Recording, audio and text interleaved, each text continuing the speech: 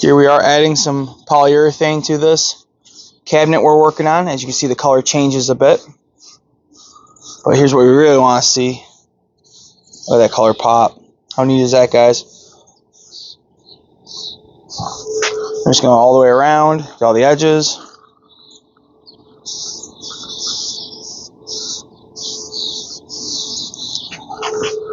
This is just a simple wipe-on polyurethane finish. It's Minwax. Wipe this on and we'll wipe it off later. So we used maple, a thin piece of maple for the back.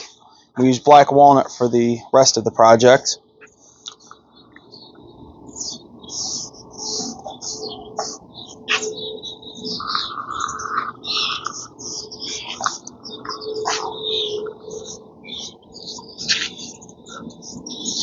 You can see we'll get all in there and then a little where the hinge goes.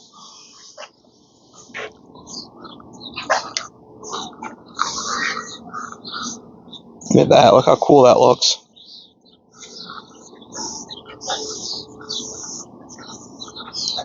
Alright, that's good.